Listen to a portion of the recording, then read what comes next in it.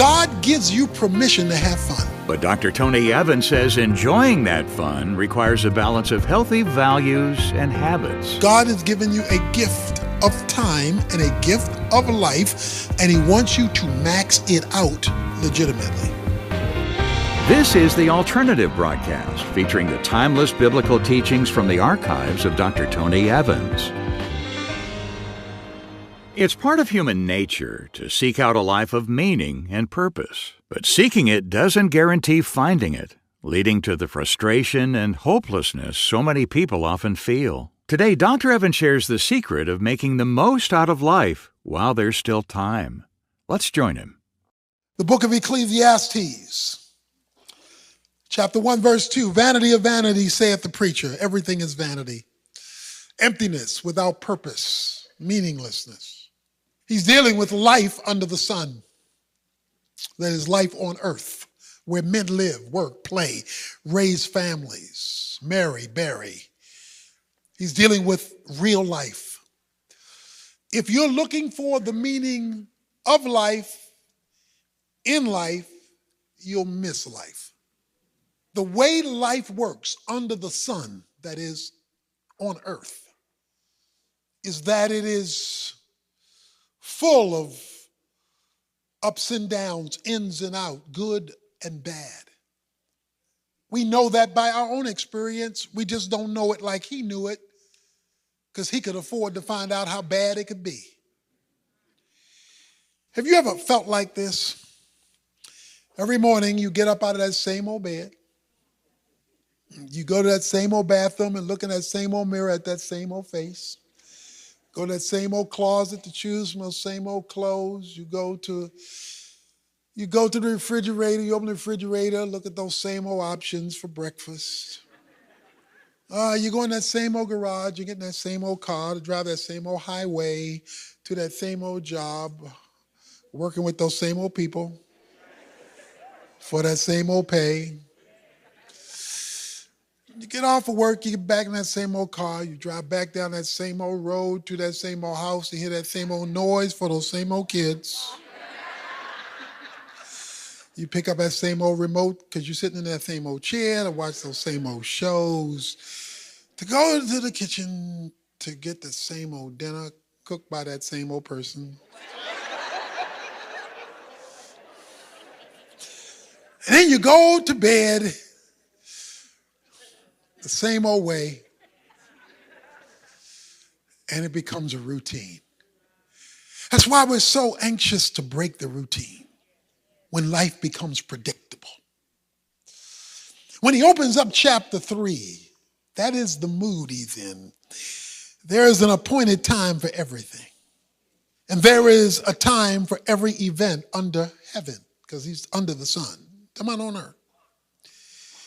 To give birth, to die, plant, uproot, kill, heal, tear down, build up, weep, laugh, mourn, dance, throw stones, gather thrones, embrace, shun embracing, to search and to give up as lost, to keep, to throw away, to tear apart, to sew together, to be silent, to speak up, to love, to hate, to war, to peace. Now, I know people often use this when things happen to say, well, there's a time for everything. But that's not quite what he's saying. He's not saying it in that spirit that there's a time for everything. He's saying we're trapped. That's what he's saying. We're trapped. We're trapped between competing realities. It's almost fatalism. It's almost, he's saying, I'm tired of the routine. I'm tired of this circle where life is like this and it's so routine. I got to just take it as it comes, because one day it's going to be up, next day it's going to be down. I'm going to be healthy, and I'm going to be sick. I'm going to get up, I'm going to go to bed. It's just the routine. When you get that routine long enough and deep enough, things become boring. So he's wrestling, he's pondering, and he's The Holy Spirit allows his pondering to be recorded as scripture so that you and I could understand that if you're looking for the meaning of life in life, you miss life. He's not saying that things you do have no meaning for the thing. He's saying it doesn't answer the question about life. And then he says something that's a little curious in verse 10. I have seen the task which God has given the sons of men with which to occupy themselves. Why, God? Why? Why have you placed me and locked me into this cage called life with its good days and bad days, ups and downs, yeses and nos, to this closed universe? Verse 11, he has made everything appropriate in its time. He has also set eternity in their hearts, yet so that men will not find out the work which God has done from the beginning, even to the end. Now, what he is saying there is that God has intentionally created time in such a way that it cannot bring ultimate fulfillment. And so what he has done is set eternity in their hearts, in our hearts. That is, he's created a vacuum that all men have, which is why all men everywhere on the planet demand religion. No matter where you go on the planet, men demand religion because they need something outside of this thing. They need something transcendent. And if they don't have a religion, they will make one. Because they need to break this cycle. And he says he sets eternity in their hearts. That is a desire to break out of time. Eternity means no time. I know, verse 12, that there is nothing better for them, for men, than to rejoice and do good in one's lifetime. Moreover, that every man who eats and drinks sees good in his labor. It is the gift of God. Interesting. We want eternity because we want to break out of the routine of time. But in time, God says, you cannot get ultimate meaning in time, but you can get enjoyment in time. So he distinguishes between the issue of meaning and enjoyment. There are things we enjoy. There are foods we enjoy. There's entertainment we enjoy. There's friends we enjoy. God gives you permission to have fun. God gives you permission to have fun.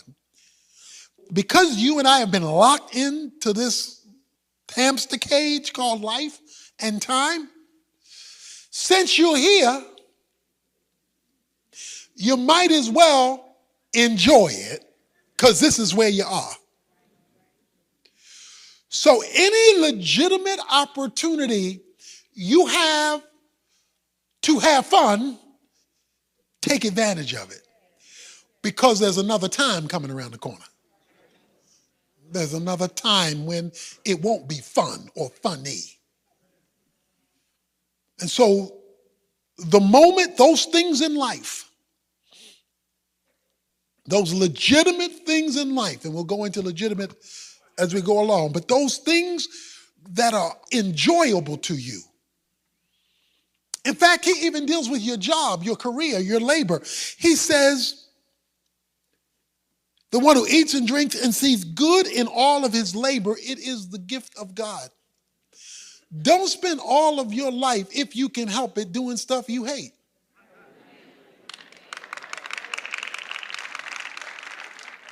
Don't spend a lifetime. Some things we have to do because we have to do it, but don't spend a lifetime hating what you do when it is absorbing so much of this limited thing called time. You want to find something that you enjoy, or at least find some things that you enjoy that take you away from the things you don't enjoy that you have to do anyway. And it's okay. He says, because it's a gift from God. Dr. Evans will return in a moment with more about getting the most out of life before our appointed time is up. But first, the message you've been hearing today comes from Tony's teaching series, How to Avoid a Wasted Life. An honest and insightful look at what the Bible has to say about the complexities of life, pleasure, and meaning. Through these lessons, you'll discover why a humble walk with God is the key to rising above life's uncertainties and experiencing the joy and purpose only He can provide. There's a lot packed into this powerful series, and all 9 messages are yours as our thank you gift when you make a contribution to support our work here at The Alternative. And for a limited time, along with the audio collection, we'll also send you Dr. Evans' book, Experiencing God Together. It's a practical, encouraging resource that shows how loving others well becomes a powerful way to experience God's presence more fully in your everyday life. To take advantage of this special offer, visit tonyevans.org, where you'll find this deal featured right on the homepage. Or give us a call at 1-800-800-3222 and let a friendly member of our resource team help you out. I'll repeat that contact information after the second part of today's lesson and this. What happens when faith meets the edge of survival? On the Unbound podcast, Dr. Tony Evans shares stories shaped by hardship, purpose, and redemption. At one point in my life, I could have gone down a path where probably years in prison or not being here today. Generational trauma can be passed from generation to generation, but so can healing. Forgiveness can be the key that continues to unlock your future. Unbound with Dr. Tony Evans. Listen now. You can subscribe to the Unbound podcast on Dr. Evans' YouTube channel or on your favorite podcast platform. Right now, let's get back to today's lesson. We're stuck in the hamster cage with this same old routine that we can't break out of, but we long to break out of because He's put eternity in our hearts. So we want to get out of it, but we can't break out of it. He says, okay, well, while you are here, because you are stuck in time, find some stuff to enjoy. Okay? God has given you a gift of time and a gift of life, and He wants you to max it out legitimately. I know, verse 14, that everything God does will remain forever. There's nothing to add to it. There's nothing to take from it. For God has so worked that men should fear Him. Okay? So God has intentionally created a dissatisfaction in life to drive you and me to Him. To fear God means to take God seriously. So God has created this satisfaction in life so that if we want the meaning of life, we have to go to Him. See? So He's created that. If you're looking for meaning in life, you're going to waste your life trying to find it. It's like folk who say, I'm trying to find myself. Well, if you're trying to find yourself and you don't know who you are, how will you know when you've located you? You can't change this thing. You can't add to it. You can't take away from it. It's the way it is. Okay? So let's stop fighting this thing. Let's stop trying to make it what you can't make it. I said to myself, verse 18, concerning the sons of men, God has surely tested them in order for them to see that they are but beasts. In other words, when you see the raw nature of men, who knows the breath of a man ascends upward and the breath of a beast ascends downward to the earth. I have seen that nothing is better than that a man should be happy in his activities, for that is his lot. For who will bring him to see what will occur after him? So you have permission in 1 Timothy chapter 6. You have permission to max life out. Okay? But what he's going to tell you is to do so responsibly. He goes back to this evil that he sees in chapter 4, all around him. Then I looked again at all the acts of oppression which were being done under the sun, where men live. Behold, I saw the tears of the oppressed, and that they had no one to comfort them, and on the sight of their oppressors was power. But they had no one to comfort them.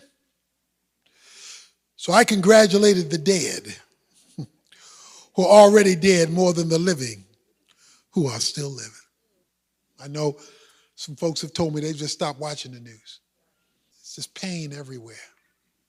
I have seen that every labor and every skill, verse 4, which is done, is the result of rivalry between a man and his neighbor. This too is vanity and striving after the wind. It's a dog-eat-dog world. I see people competing against each other to the harm of one another. And so much that is done isn't for the good in doing it. It is for the competition in doing it without the care with it. He says, I see that. I observe that. And he's in pain. He's in anguish.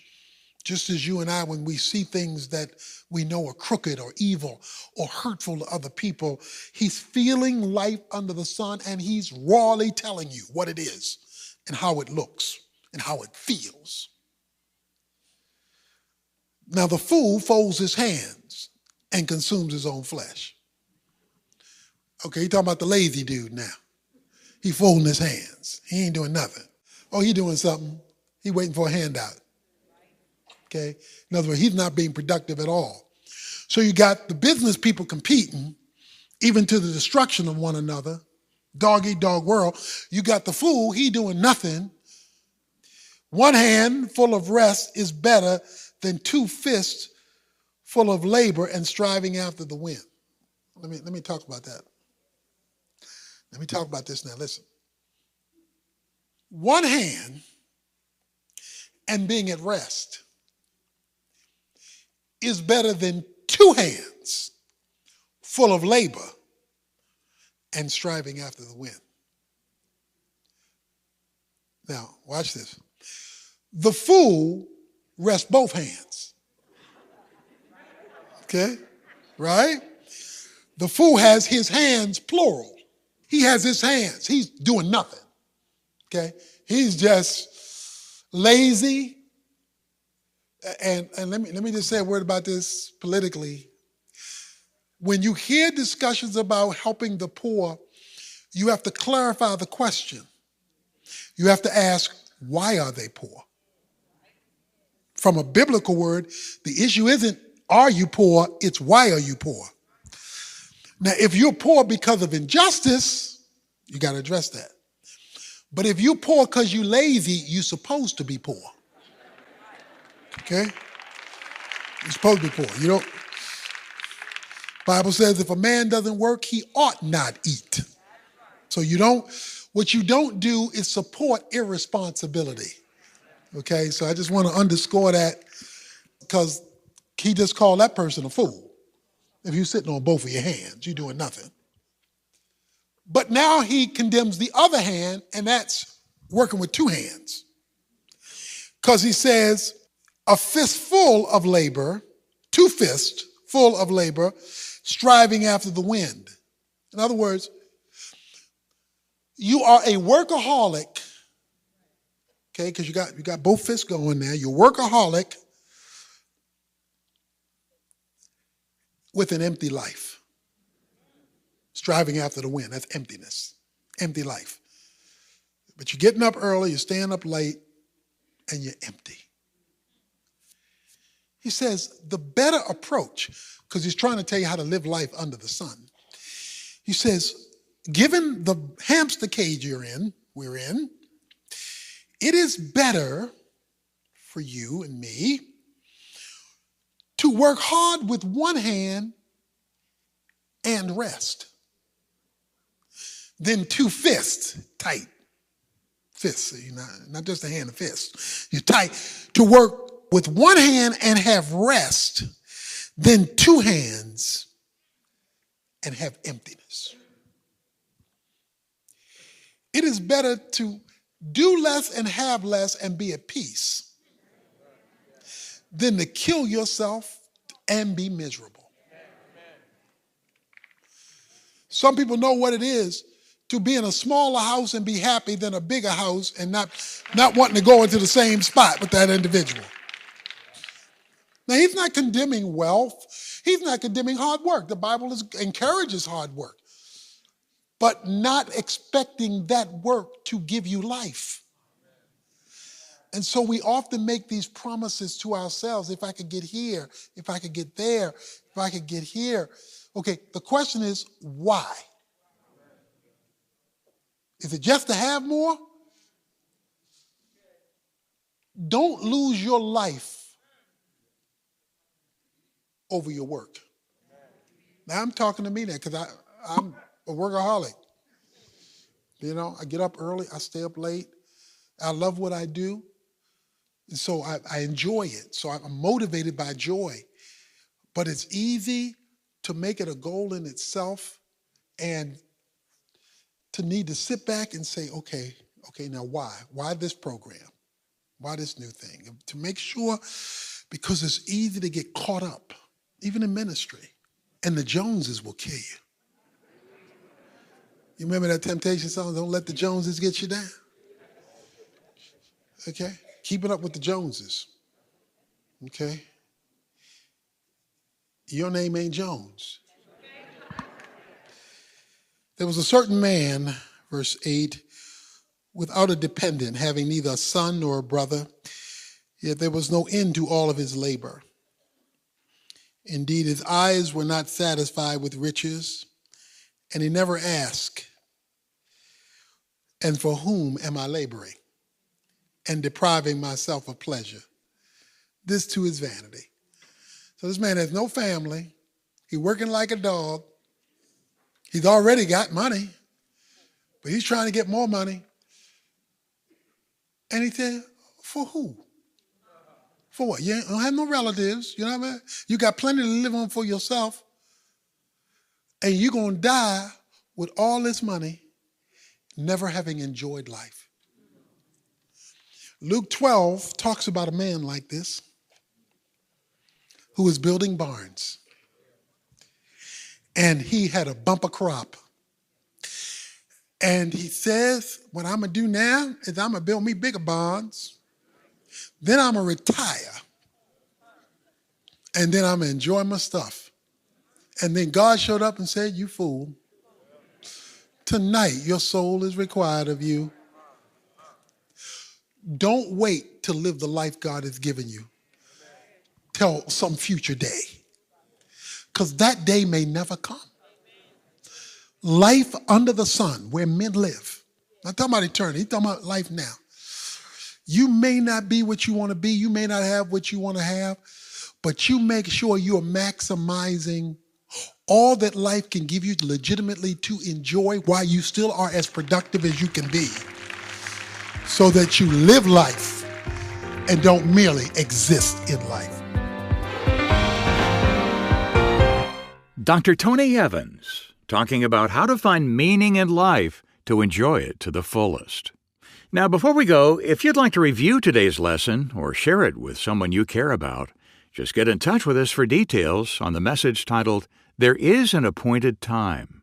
You'll receive the full-length version, including content we didn't have time to present on the air. Better yet, ask about getting it as a part of Tony's complete series, How to Avoid a Wasted Life. As I mentioned earlier, this 9-message collection is available right now as our gift to you when you support the ministry. And for a limited time, we'll also include Dr. Evans' book, Experiencing God Together, a powerful companion that reveals how your relationships can become a pathway to deeper encounters with God. Visit tonyevans.org today to get all the details before time runs out. Again, that's tonyevans.org. Or call 1-800-800-3222. Our resource center is open 24/7. That's 1-800-800-3222.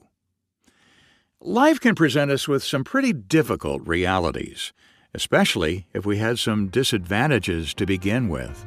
On Monday, Dr. Evans talks about the biblical principles that can help turn our situation around and empower us to offer hope to others. I hope you'll join us.